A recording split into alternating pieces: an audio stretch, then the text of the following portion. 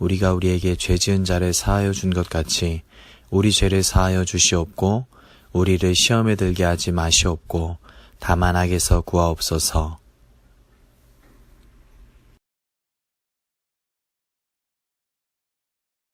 오늘은 우리를 시험에 들게 하지 마옵시고 다만 악에서 구하옵소서에 대해 지난주에 이어 조금 더 살펴보도록 할게요.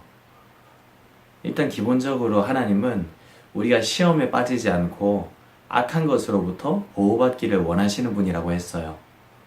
즉 하나님의 목적은 우리를 넘어뜨려서 망하도록 만드심이 결코 아니라는 거죠. 이것을 원하는 존재는 바로 마귀이고요. 이 마귀가 때마다 성도들에게 시험거리를 주는데 거기에 빠지고 걸려 넘어지는 이유가 다른 것 때문이 아니라 인간 자신의 욕심 때문이라고 했어요.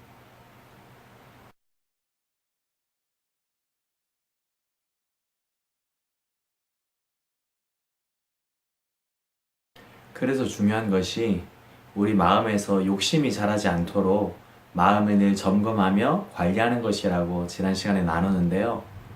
이것이 참으로 쉽지 않은 이유는 우리 일상을 보면 우리가 예상하는 것 이상으로 우리를 유혹하는 것들이 차고 넘쳐요. 그래서 이런 유혹거리들을 적극적으로 없애보려는 노력도 필요한데요. 아무리 노력한다고 해도 사실상 그 모든 유혹거리를 완벽히 없앤다는 것은 불가능해요. 따라서 유혹거리를 없애버리려고 애쓰는 것보다 더 확실한 대책이 있다면 유혹을 이기는 삶을 사는 거예요. 그리고 유혹에 빠지지 않는 삶을 위해 예수님은 이렇게 말씀하셨어요.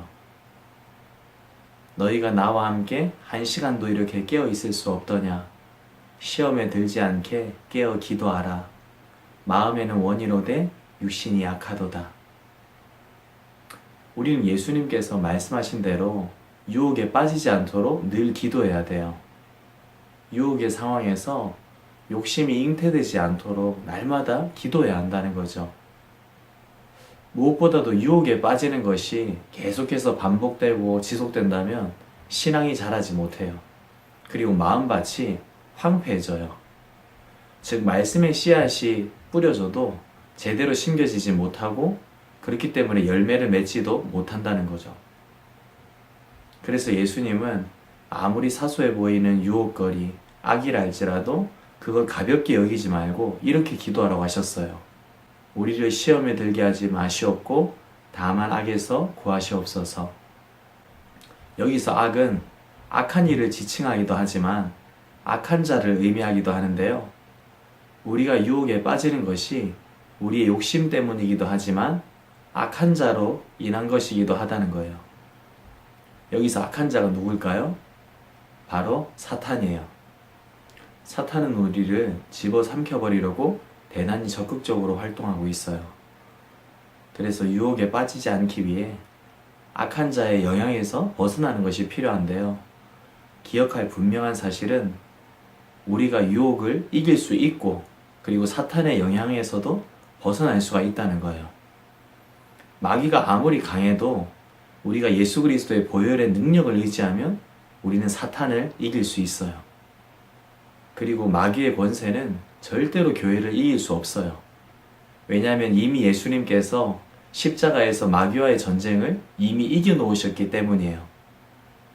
예수님의 속죄 사역으로 죄 때문에 지옥 갈 인생들이 죄의 짐을 완전히 벗어버리고 천국을 가게 되었고요. 그 대가로 죽음을 지불하셨던 예수님께서는 부활하심으로써 완벽한 대역전승을 거두셨어요. 그렇게 이미 마귀와의 전쟁의 승패는 결정이 난 거예요. 그래서 이제 우리에게 필요한 것이 무엇일까요?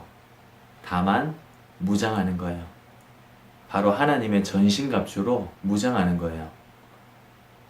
마귀의 간계를 능히 대적하기 위하여 하나님의 전신갑주를 입으라.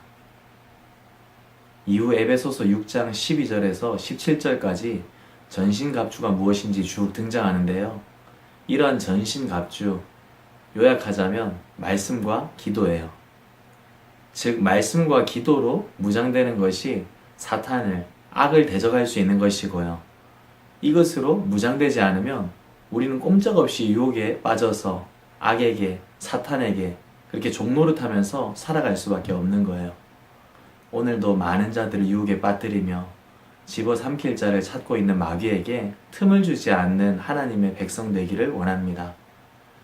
그렇게 깨어 근신하여 말씀을 붙들고 오늘도 기도함으로 우리 안에 귀한 자리를 예수님께 내어드리는 일에 성공해서 마귀의 유혹을 이기는 복을 우리 모두가 누릴 수 있기를 소망합니다.